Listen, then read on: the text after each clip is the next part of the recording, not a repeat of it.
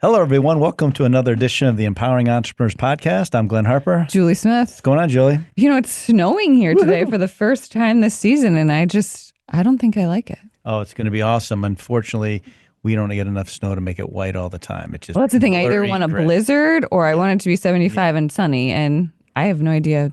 We're not going to get that. And Not it's at probably all. not going to happen until after Christmas, which is always pretty normal.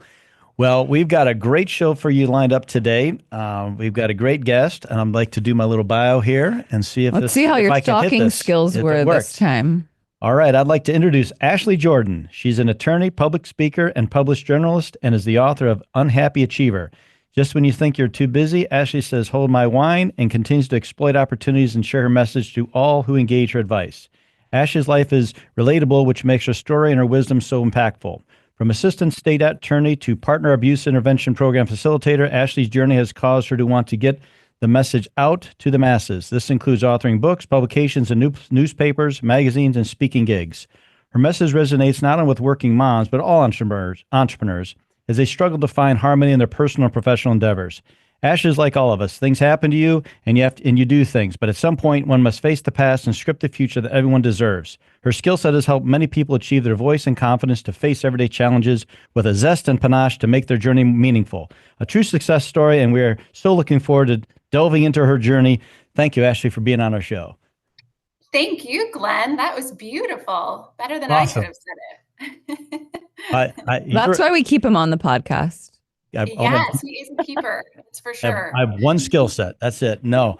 Well, we're glad that you made it to some time for us today. The first thing we like to do when we like to get with our guests is just find out a little bit where they're from and how that all turned out. Yeah. So Is it snowing where you're at?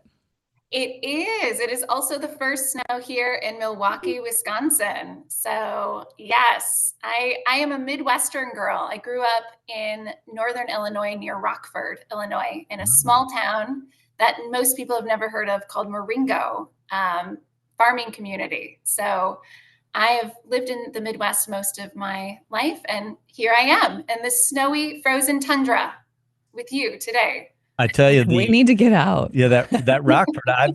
Columbus, Ohio. I have driven my daughter up for soccer tournaments in Rockford, which has been insane. But Didn't it's we a great get little stuck town. on an airplane one I think time we got too? stuck There? there overnight, diverted from Chicago in Rockford. I think So we it's were a on great town. in the FedEx airport or whatever's There there. you go. Good Yes. town. So you know exactly. You know exactly where I come from. Good Well, stock over here. so a small farm town. Were you actually in the quote suburbs of the farm town, or were you out actually on a farm? Well, Glenn, I used to like to tell people that I grew up in the suburbs of Chicago, but that was not true at all. Marengo, Illinois is not a suburb of Chicago.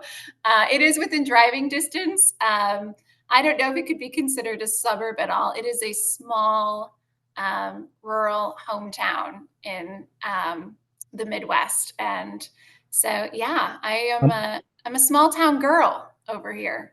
How many kids were in the graduating class? Oh my goodness, maybe I want to say it was like 120. Well, that's big compared to mine. Well, for you, yeah. I Mine had was 350. Mine was 73. But so growing up there, what did your parents do for a living?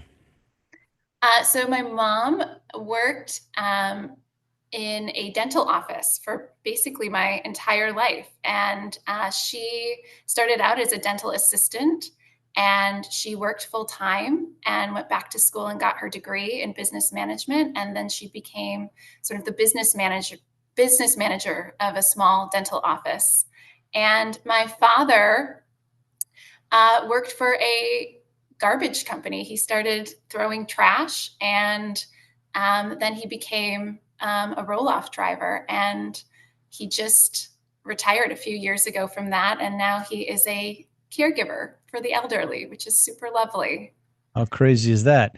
And Yeah. the reason we like to ask about what the parents and everything did is because we're trying to figure out where you got this little spark to be an entrepreneur. Like, did you? But wait, my Yep. question comes from what did you do growing up in small town? Did you probably didn't have a paper route, but did you do anything entrepreneurial that, maybe would have sparked that early on?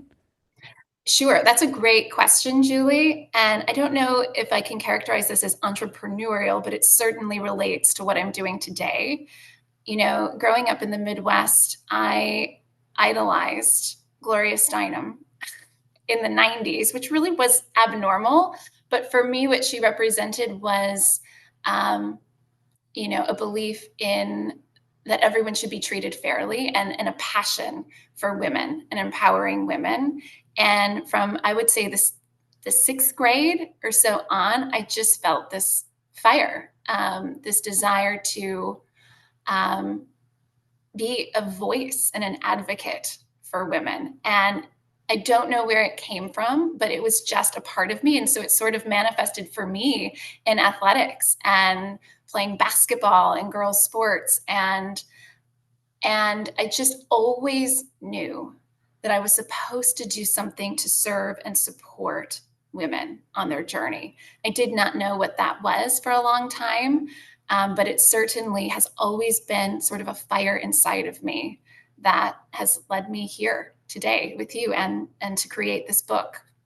So you have to, so we kind of grew up in the same era. I'm guessing I'm really bad with ages, so forgive me if I'm wrong. But so Cheryl Swoop, Mia Hamm, all those people had to be, really big influences to you. Absolutely. Oh my gosh, absolutely. I had, the early WNBA, right? The basketball and the cover of Sports Illustrated with Cheryl Swoops on it. And I think for me, women's sports was really, it was an outlet for me, but it was also sort of my first foray into, what everybody getting a fair chance to play and to participate, right? And regardless of gender. And so for me, it sort of helped ignite that fire of making sure that I advocated for everybody's right to participate, to play, right? To have an experience in the public sector that is equal, regardless of gender orientation. Did you feel like when you were growing up, did you feel like there was an inequity on that? Did you feel like the people weren't getting, both sides weren't getting an equal shot? Or is this something you're like, well, it's probably not happening here, but it's probably happening somewhere? How did you, like, that passion, you had to have witnessed something or be part of something where you felt excluded? How did that start? Well, you know what, Glenn, I'll say it this way. I can't tell you where it came from. I just know that it was a part of me and it was a passion for me very early on. But I will say this, the first memory I have of really feeling the strong sense of injustice and that I needed to sort of speak up was in junior high school. And I believe I was in about the 7th or 8th grade, and we were in class, and somehow the issue of whether girls should be able to play football came up.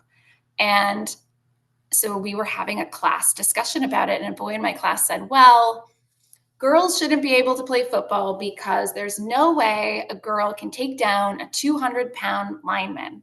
And I just remember my hand shooting up, and the teacher looked at me and he called my name, and I looked at the boy who had said it.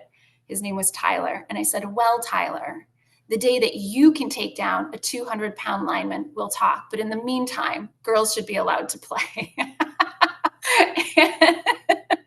And my teacher just smiled and the discussion ended. So the point wasn't whether every girl in the class could take down a 200-pound lineman. The point was that most of the boys in the class at that age couldn't take down a 200-pound lineman, and everybody should get a chance. So How about that? Yeah, it's always tough to the differences between men and women. That's what makes them unique, right? And and that's where usually that passion comes from, some sort of thing that happens to somebody that has that spark, and you never know what that is. And that same spark happens, like if you're if you're a female and a female person tells you can't do something, or if you're a dude and the dude tells you can't do something, like, watch this, I got it, right? And so that's where like you said, whatever it happened, something happened, and you're like, oh, I got to be an advocate for this. And so at that point in time, you're doing your thing. Do you have any siblings? I do. I have a sister who is 8 years younger than me, actually. Okay. What's she do for a living? She is a social worker. There you Here in have it. Milwaukee. Yes. Well, so all of a sudden you're sitting here, you're doing this, and you're going to school, you're athletic, you're achieving obviously accolades because you must obviously you're good what you're doing if you were in all those sports. We know people that do athletics and they have a different personality type, right? You're very driven.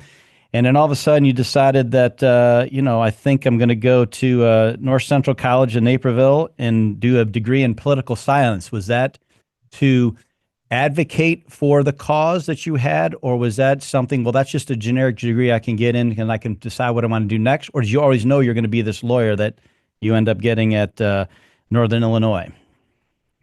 So for me, it was less about what I wanted looking back and more about what would make my family proud.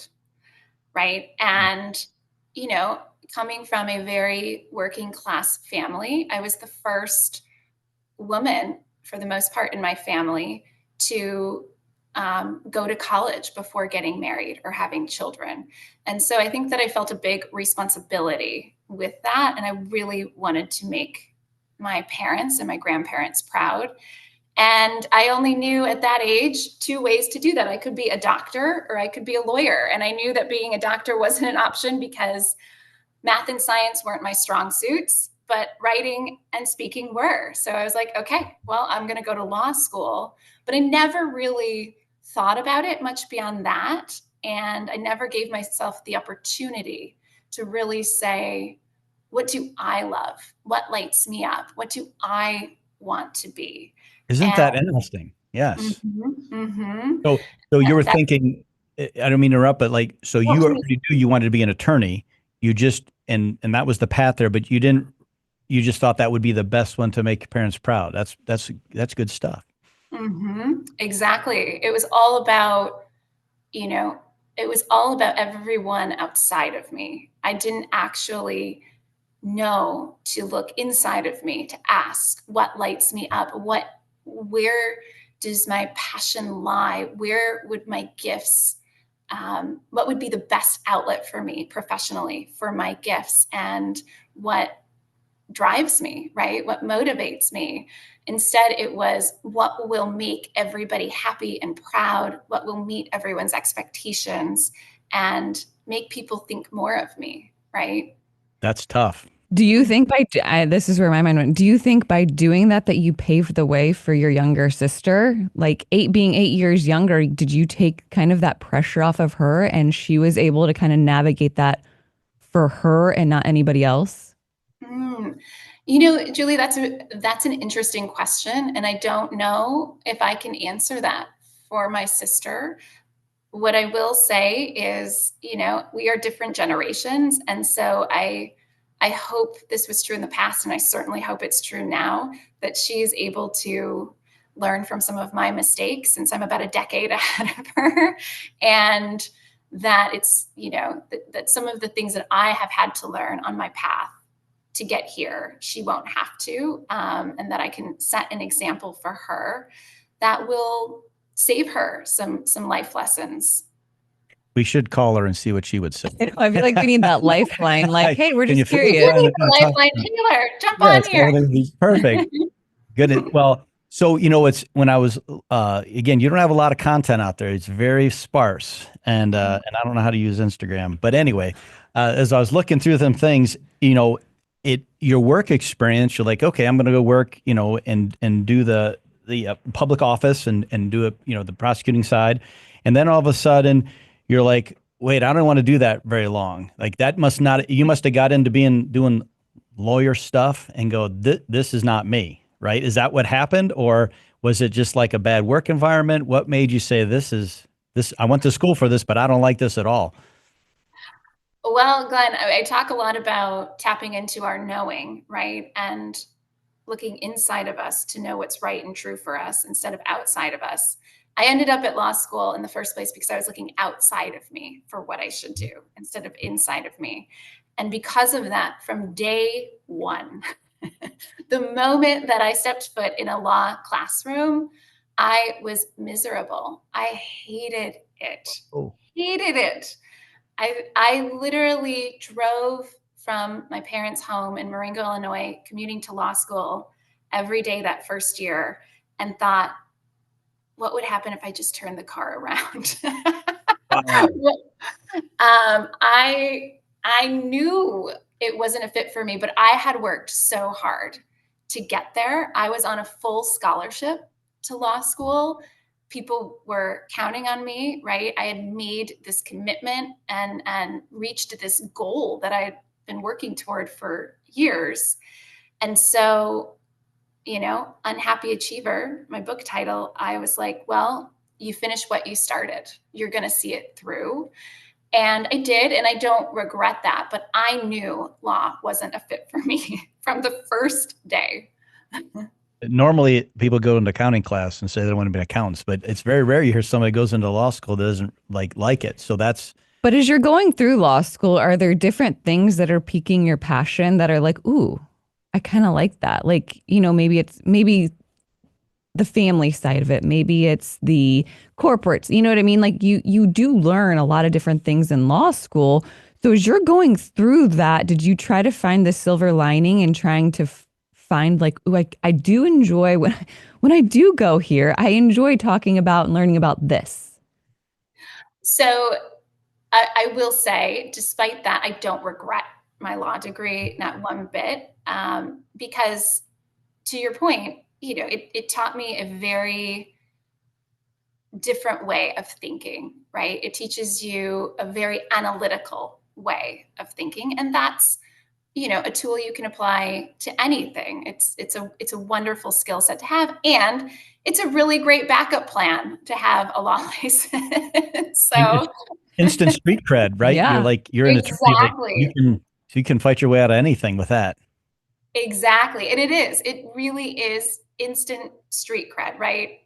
So I don't regret it. And of course, I met wonderful people, mentors, friends. But what I did do also in law school is, unsurprisingly, I took every chance to take classes that related to gender and women and the law.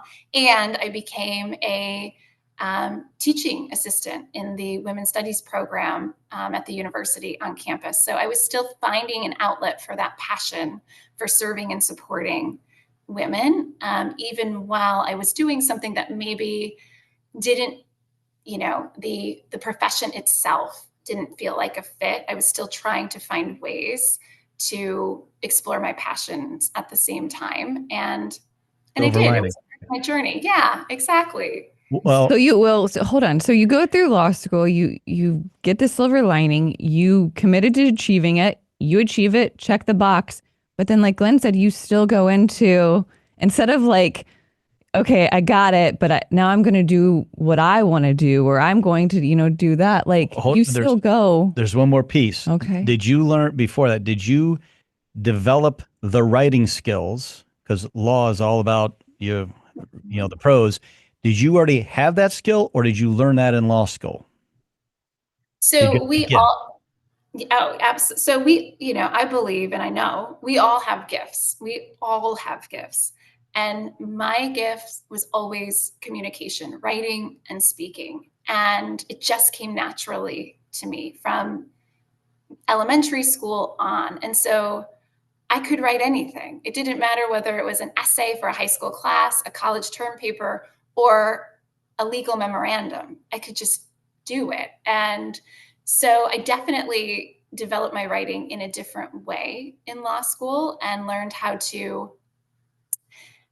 write and support arguments, right? That's really what you're doing. You're crafting a creative, it can be very creative. You're crafting a creative legal argument, right? Weaving facts in the law, and then you're putting together cogent arguments to support it. So it was absolutely, a skill set, but the writing, I didn't need, I'll say this, I didn't need a degree to do what I'm doing now. Right. Isn't that funny? Mm-hmm. So that's the thing. You already had like a superpower thing, whatever, and then here you are again. You could probably work on your communication talking today. You're a little hard to understand. You're not very clear. I'm totally kidding, but always room for improvement. I'm just saying. No, but you're obviously You've met your biggest critic. Yeah, you're obviously very good at that, and so that's where again the framework of doing the law part, it really has to zero that in on those particular legal things, but again, you already had the skill set. You're just sharpening it there, and then you went the other thing. Now back to your piece. Okay, so you didn't throw your law degree in the trunk and never open it again. You decided to go into law. So walk us through that. As Glenn said, short-lived, but how'd you get there? So yes, Julie, in my infinite wisdom, I decided it wasn't time to abort the mission and I moved forward. But to your earlier question, I said to myself, okay, how can I take this law degree and infuse it with my passion?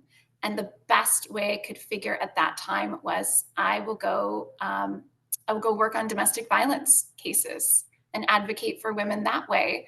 And so that's how I ended up taking a job at a district attorney's office in Rockford, Illinois, and becoming an assistant district attorney prosecuting domestic violence cases. And, it was intellectually exhausting as well as, empowering and exciting at times. But I knew it wasn't what I was meant to do with that fire inside of me. Did you find that was emotionally exhausting as well, to see all the bad people out there and have to deal with it? That has to be a lot of baggage. Attorneys that do that kind of is just, I don't know how they do it. Social workers, that's a tough one. Yeah, I would be in jail myself. Yeah, I'll go kick that guy's ass. But yeah, so that's for you. Was it the combination of both of those things where just like, well, I don't know if I want to do this or not? Absolutely, Glenn. It was emotionally exhausting. And I'll say this, one of the greatest mentors of my life was my mentor and boss when I worked at that district attorney's office in Rockford. And her name was Brenda Quoddy. And she has passed away since then. But she was a huge inspiration and mentor for me, and an example for me of what hard work and passion look like, because she was a lifelong assistant district attorney and she dedicated her life to that work and advocating on behalf of domestic violence victims. And I've never seen anybody do it better than Brenda Quoddy. And that woman was in her office 7 days a week at a time when everyone in the office wasn't even getting yearly raises, right? There were salary freezes. They were underpaid. They had, I think I had a caseload of 400 active cases at one time. And so the caseload and the price personally and professionally of doing that work is high. And so to see an example of someone, you talk about passion, who dedicated her life at a personal and professional cost to that work for very little money. But she did it because she believed in it, because she was one of the best there could possibly be out there, and because it was needed. And so that example is one that I carry with me into my work today. We always ask about the mentors and people that kind of shape who you are and who you become. Did she know that your passion may not lie in law and that you were still searching to find something that really, ignited that fire inside of you? Did she help you find it, or, did she learn about it, further down the road? So actually, when I started writing professionally, she was one of my biggest supporters. And she, reached out to me a few times and was super excited about the work that I was doing and encouraging. And I look back on her as I sort of stepped into what I consider to be my purpose work and my passion work, what I'm doing now, as one of my earliest cheerleaders and biggest supporters in finding my own path forward. And I will always be grateful to her for that. So you decide, okay, this law isn't for me. You go work at this other organization and you're there for a little bit. And that sale has a lot of baggage there, right? That's a lot of emotional stuff you have to deal with on a daily basis. Then you take a little hiatus, apparently, and then you decide, well, I'm going to be this writer and commentator and all these things. What made you make the jump from working for somebody to say, that's it, I'm doing this on my own? Well, I think, like so many women, my husband and I at the time, he's now my ex-husband, but my husband and I at the time decided to start a family. And, we decided at that time that the best decision for our family was that I would stay home and care for our oldest son full time. And then, in the years that followed, we had 2 more children, and I was a mother of 3, right? It happens. And in that time, they were my passion, right? I mean, they still are my passion, of course, but I dedicated myself to those 3 babies. And I'll say, like so many women, it came at a cost, because at a certain point I realized that I was giving all of myself to my children, but there was nothing left for me. And my very creative, active brain had no outlet, right? I had no intellectual stimulation outside of my children. And I suffered, I think, because of that. And I think a lot of women, do too. I think for me, this beautiful imagination that allows me to be a storyteller, if I don't feed it with healthy food, it will, when left to its own devices, it can act out in the form of anxiety or, depression and things like that. And so being home with 3 children, no matter how much you love being a mother and love your babies, can be really isolating and a difficult time for a lot of women. And it became difficult for me. And I realized that I needed something. I needed something for myself professionally and intellectually. And it was a time where everyone, blogging was really a big thing, and people were doing it. And so that's sort of how I started. I just, at the encouragement of my husband at the time, I started blogging. And at a certain point, I was like, I don't know about blogging, but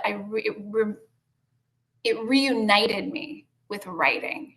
That was the purpose, looking back, is that it brought me back to something that I forgot how much I loved. And so even though the blogging didn't feel like a fit, my ex-husband was like, well, but you're loving the writing. Why don't you try to get your writing published? And I just thought, how does one get their writing published? I had no idea.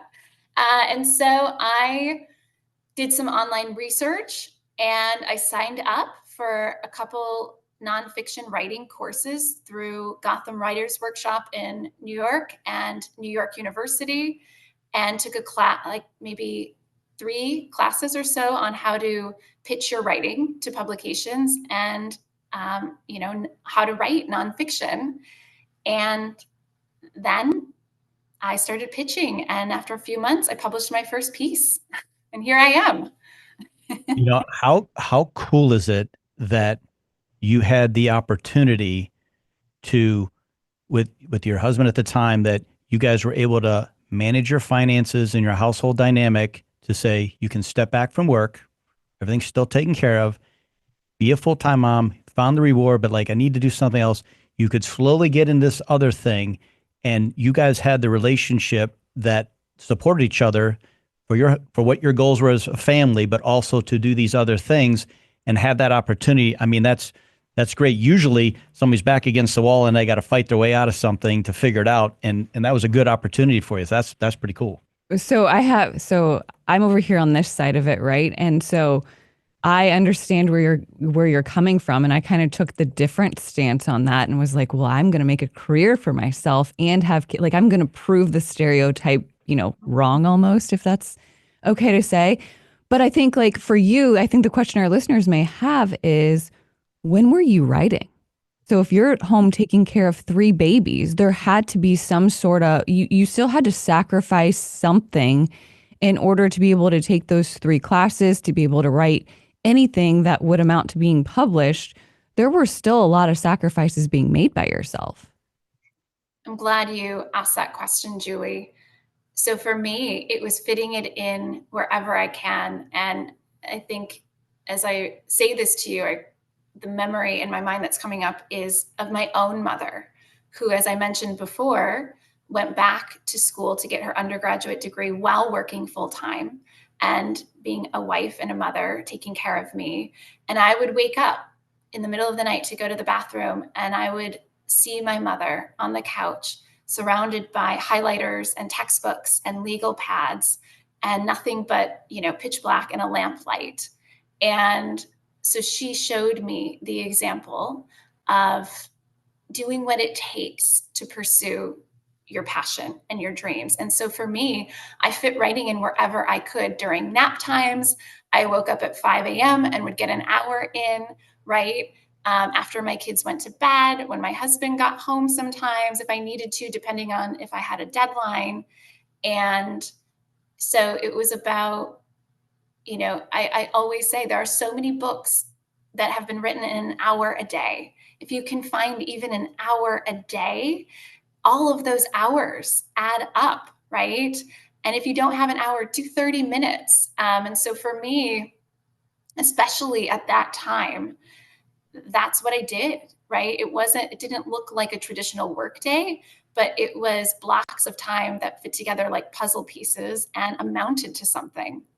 Well, from somebody who doesn't have that side of the brain, right? I don't have whatever that creative side is. I do it in a different way, but the filling in time to do a task, you got to go do a thing and do this, and it's great. But to turn on the brain and do something where you have to tap into your creative side and create a story, starting and stopping, middle of the night, nap time, always in a rush. There's always something else to do. God love you. That sounds horrible. I don't know how you even did it, because I can't get my thoughts together for just a regular thing. If I was interrupted all day long, that'd be impossible. Well, I think sometimes men can only do one thing at a time, while women have we're good at literally that. You don't want to see inside of here. But also, so as you go through this, and again, I'm just relating to you as a mom, as someone who's had a career, who's, as I'm going through this and I'm listening to you, did you feel lonely? Because now you are giving everything you have to again, this is just my listening to you, my take is you're giving everything you have to your kids in every waking moment that they're awake. But now you've kind of and I don't mean that in a negative manner, but you've kind of isolated yourself to any free time that you have is going towards this writing. So I'll say this. I think the loneliest period of my life was actually when I had two very small children, a husband who was working full time and actually working on a graduate degree. And I had nothing, no outlet for myself, really, socially, intellectually, or otherwise. That was the loneliest time in my life. I think, when I started pursuing something for myself professionally, it eased the loneliness because it was something, because it satisfied something inside of me. I wasn't starving intellectually, emotionally anymore in the same way that I was before. It gave me, it was food for my soul, honestly. It is still food for my soul. When I am sitting with my laptop on my lap in fuzzy socks with a blanket, telling stories in my mind, because that's really what I'm doing when I'm writing. To your point, Glenn, even what you said, for me, it wasn't about the length of time necessarily, but what it was about was carving out blocks of time just for me to do it, where I could lose myself in my mind, in my story, right?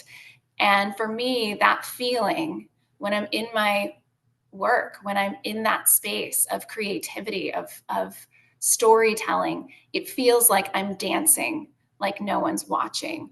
And so that feeling, that fulfillment that I find in the work that I do is a remedy to loneliness. Actually, it's an antidote for me. Even though it is very solitary, sometimes there is solace for me in that space. It's not unlike most people who are entrepreneurs. They really truly love what they do, but most of the time they never get to do what they want to do. They have to do something else when they're running their business. And that usually is most people's solace when they do that. But you, by turning on that part of your brain and chilling out, is kind of like you're meditating at the same time, you're exercising your brain, you're getting deep rest, you're detoxifying, you're unloading all this stuff in your head. Sounds like you're doing like, I know it's funny, but you're doing 30 things at once, which for a normal person would be like, I can't do all that one time. And you're like, this is awesome, right? You see what I mean? And that over busyness of doing something you really like helps you relax. Absolutely. Absolutely. It's nourishing in its own way. And the word meditative is a perfect word for it, because it is writing is meditative for me. And to your point, Glenn, I have been fortunate to be able to build a career in this way and have the opportunity and the support to be able to do that without having to sort of divide my time, not just between being a mother, but also another job that pays the bills, right, while building the career that lights me up and I'm passionate about. So I have been fortunate in that way, but I'll say this, there may come a day where I have to get a job just to pay the bills, but regardless, I will never stop doing what I'm doing. Never, ever, because it is what I believe, next to my children, is the reason that I'm here. It lights me up from the inside out. And so it will always be worth doing for me. And so that's what I want to also tell your listeners, that even if you are in a position where the job that pays your bills is not the job you're most passionate about or that lights you up, find opportunities to do what lights you up. It is worth doing because it's for you, and that matters. And even though it may not be your day job right now, it doesn't mean it can't become your day job in the future. And sometimes when you start to walk the path of your passion, roads open up before you that you never expected or saw coming. Sometimes the puzzle pieces start to fit together in ways you never could have foreseen once you just start doing the thing. And even if it's writing, right? You don't have to publish your work in magazines or newspapers or write a book. There is something meditative and soul nourishing about writing your story and sharing your story, even if it's just for you. It's worth it. Isn't that funny? Most people don't have the time, but my old employer way back when I was in college says, well, you didn't make time. And so the kicker is, it's not that you didn't have time, you didn't make time for that priority. So if what you were saying is you block off those sections for you time to do that, who knows what you'll discover, which is kind of cool, which is most people probably don't do that as much as they should. Yes, definitely. So when you kind of took this fork in the road, let's say, right? And so you're writing, it's your passion. Do you have a mentor that kind of has helped you through that and helped you, get you to where you are, and you're maybe still in contact with them, or, someone who kind of helped guide that road? So it's funny. I think to get back to your question about loneliness, I think if there's one aspect of loneliness in my writing journey, it maybe was the fact that I didn't have a huge community around it. I didn't have writer friends. I did have, professors, teachers in some of the classes that I took, and certainly they were mentors in those spaces. But outside of that, I've sort of found my way. And I would say now, through my publishing journey, I have a lot of, wonderful colleagues and professional teammates that I've worked with in different aspects of the journey, from, creating the book to putting the book out into the world. So to answer your question, no, I don't have a ton of mentors in the writing space, but what I do have is a myriad, a community of mentors, of women in my circle, friends of all ages who constantly support me in this journey, and without whom, quite frankly, I would not be here sitting with you today, and there would be no book to reference or talk to you about. I have a number of wise women in my life, and they are friends and mentors to me, and they aren't in the writing space, but they support me, impart their own lessons and wisdom in ways that have helped me heal, grow, transform, and shift, and sometimes with just one sentence. So to turn the table, have you taken anyone under your wing to mentor them?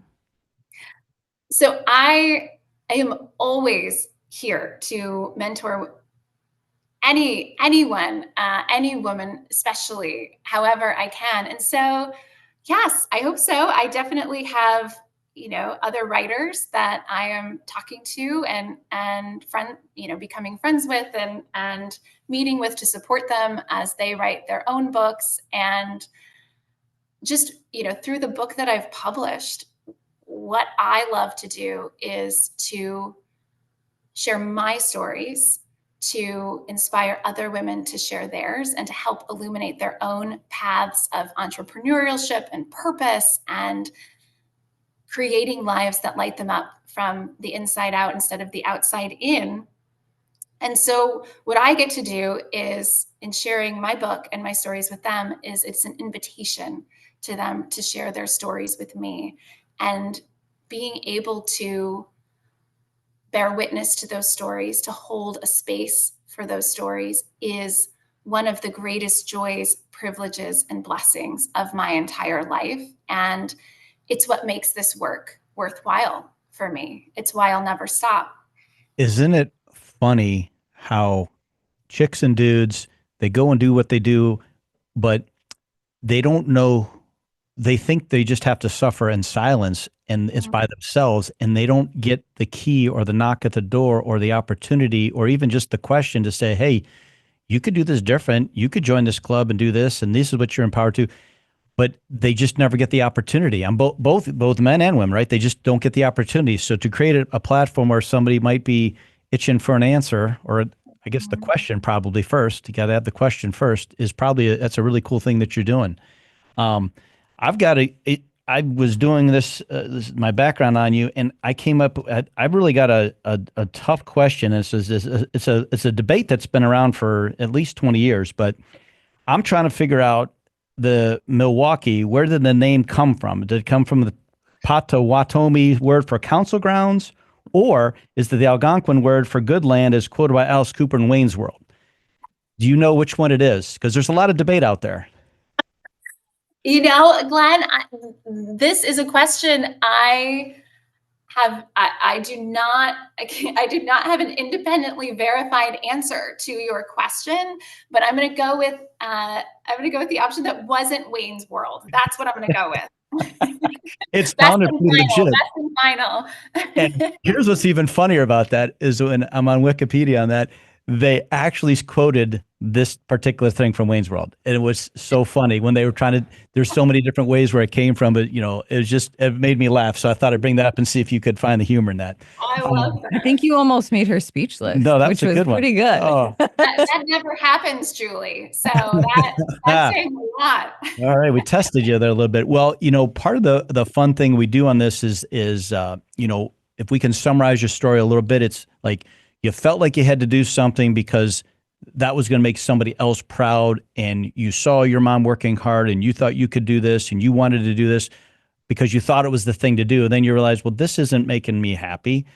And you had the kahunas to say, you know what, I'm not doing that anymore. And then you did something else. And as you evolved into it, you realized how happy that made you. And most people don't get to discover that happiness. So I think the takeaway for me on this is that if you're not happy with what you're doing, you better readdress what you are doing and figure out something that will make you happy, because life is too short.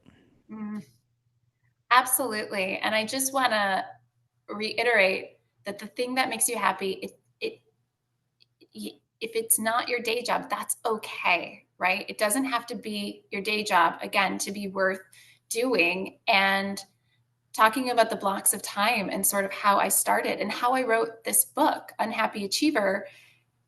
I wrote this book in, I would literally get up at 5 a.m. and I would set my phone timer from 5 to 6. It was an hour before anyone in my family woke up. It would be me in my robe with a cup of coffee and my laptop. And I would silence my phone and set my timer. And every day I had to show up from 5 to 6 and write. Some days I would have a paragraph. Some days I would have a few pages. It didn't matter.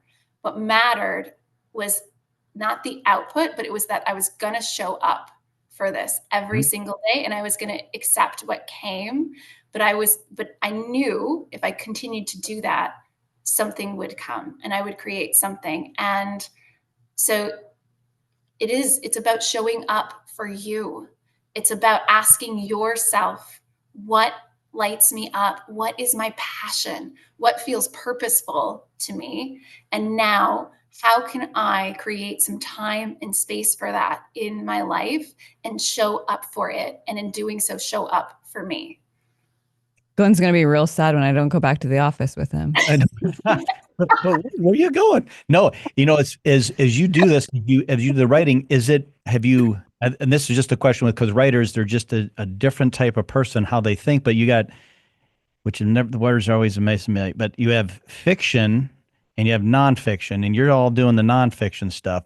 Did you ever decide that you're going to do your alter ego and do some fiction work and write a story and the characters and those things? Is that ever something that you could throw that in there and make up a hypothetical, or do you like sticking with the real stuff? I think for me, part of what, we're all unique, and that's why whatever we're called to professionally and entrepreneurially matters, because even though I'm a writer, I'm unique, right? What I bring to the table, my writing, my perspective, my journey, my story, they're unique and they're worth sharing, as are everyone else's. And I think part of what's unique to me is that my work is related to my real life, my actual experience, my journey, my stories, my lessons. And I think intuitively, I know that I'm not a fiction writer. I'm meant to write and tell stories from my life. And part of the gift of my voice is that I write from a place of authenticity. My book is my heart and soul on its pages. It's the purest thing I've ever written. And when I'm writing it, as I said, I was writing it from a space of what I needed to say, the stories that I needed to tell to make sense of my own life and my own experiences. And I wasn't writing it thinking about who would read it or what they would think. I was just writing the story that I needed to tell to make sense of my stories for me. And so I think what's unique about what I do is the relatability of my voice, because that is the space that I'm coming from. And so that's me, right? It's not the easiest form of writing. There would be something that feels safer about making up fictional stories, or even writing my own stories and pretending they're fiction. Well, it's funny. It's almost like you're writing a diary and putting it out in the public world, which is interesting because most people wouldn't want to do that. Or you could be, write another Harry Potter novel and, subvert yourself into there and be an alter ego. So it is unique how you're doing that. Well, I know Julie, Julie's got some questions because she's got a couple. I see her brewing. So right. I think we've touched on some of these, but what is your superpower? I think that my superpower is storytelling. And I think, as I said, it is the relatability of my voice and my stories. And I think if I have shared anything about myself today with you and your listeners, I hope it's that I am a very ordinary woman. I'm a mother. I am not a wife currently, but I was a wife for many years. I'm a daughter. I'm a friend. I'm a sister. And I'm an ordinary woman finding her way, trying to create a life and a career that feeds her soul, right? And that one in which I'll never stop, one in which I don't ever want to retire from it, right? And finding a way to do that and put food on the table and provide for my family. And so I think that my superpower is the relatability of my voice and my story. And the whole purpose of my work is to share my stories, to show other women, and not just women, but other people, other listeners who are scared to make that job change, scared to take a flying leap and step professionally into a path that isn't what they went to school for, that feels extremely uncertain, and that maybe everyone in their life is saying, don't do it. What are you doing, right? Keep the law job, keep the accounting job, is to show them through my story, through my voice, that, listen, if I can do it, you can do it too, right? And you're not alone. There's nothing wrong with you for wanting more. There's nothing wrong with you for wanting to do work that feels purposeful and meaningful and lights you up. And so I think that that's my superpower. And I think certainly that's the whole point of my book and the whole point of the career that I'm building. So I have a burning question that doesn't normally come up. So I'm going to throw all the people for a loop around here. Off script. I love it. Are your parents and those people that you were trying to please, and let's say the first part of your life, have you made them proud? You know, I can't speak for them, but I hope so. I talk about in my book, I talk about pleasing my grandmother.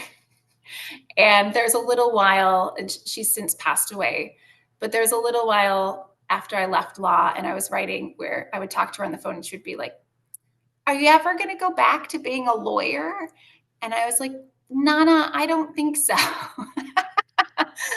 And I think at that time, she just didn't understand. But I do feel now that she would be very proud of me. I think that, I think that if there's one legacy of the women in my family that I can carry on and am carrying forward through the path I've chosen and this work, it is that I descend from a long line of incredibly strong women. And it takes an incredible amount of strength to walk a path that isn't necessarily certain, right? When we step into entrepreneurial work, it is often stepping into the unknown. The steps aren't carefully crafted or laid out for us. It takes courage. It takes strength. It takes faith in yourself and what you're doing. And so I think in that way, and I hope in that way, I have made my parents and my grandparents proud. But more than that, Julie, I'm trying to set an example for my children. I want to make my children proud, and I want them to see that their mother went for it. I don't want them to go to law school because it's what they think I want them to do. I want to teach them now and model for them what it looks like to know yourself and to ask yourself, what do I want to do? And then walk that path early on instead of the one that I've chosen, that I had chosen, which wasn't wrong, right? But there's another way to do it. And so that is what I'm trying to model for my kids. And I hope at the end of my life that I have made them proud. Well, I think more than anything, to summarize, though, I think what you've learned and what you're trying to teach, and I think from your stories, your mom did it just in a different way, right? But it's to keep that promise to yourself, whatever that is not to kind of let that go for anybody else, but to stay true to you. And I think you've learned that, you figured it out. And I think your mom was a good, model. I'm sure your grandma was a great model. And I think your kids they've picked up on it. I'm sure they're doing it younger than any of the other generations have. I have one last question, and you've already alluded to it, but what is your end game? It's funny. I think walking this path, this unknown path, it's easy. I identify myself as a storyteller, and I see my writing and I see speaking and I see even what we're doing here together, this conversation, right? As they're all opportunities, modalities to share my stories, right? But I'm not attached to being a writer. I'm not attached to being a speaker. I'm attached to using my gifts in ways that serve, right? In ways that are going to serve other women. And so I think at the end of my career, I wouldn't be surprised if this work has taken on all sorts of forms. And if I have done all sorts of projects that I can't even foresee sitting here with you today. So the end game for me isn't being a writer, being an author, being a speaker. The end game for me is living out a career that has helped inspire, support, serve as many women as possible in walking their own paths of purpose. And so whatever form that takes doesn't really matter, but I'm going to keep showing up for that. And I'm going to follow the unknown path wherever it leads, so that at the end of my life, I can say that I did that, right? That I shared my stories, that I shared my gifts in service of as many people as possible. So that was an amazing answer. But if I could sum it up, there is no end game. It doesn't matter where life takes you. You're going to continue to use your experience, your storytelling, your gifts, and, whatever opportunities that may lie ahead. But for you, you're not going to be sitting on the couch eating bonbons and not using those to serve. Well, maybe a couple times a week, get bonbons. But, well, Ashley, you've been a joy to have on our show. We appreciate you being here. If you want to give a plug to your book or how people get a hold of you, appreciate it. Sure, absolutely. So my book is entitled Unhappy Achiever, Rejecting the Good Girl Image and Reclaiming the Joy of Inner Fulfillment. And it is available on Amazon and Barnes & Noble and all of the places that you buy books, in hardcover, audiobook, and Kindle. So if it sounds like it resonates with your listeners, I hope that they will check it out, and I hope it serves them. Well, you've been inspiration. We appreciate you being here. Another stellar edition of Empowering Entrepreneurs Podcast. I'm Glenn Harper. Julie Smith.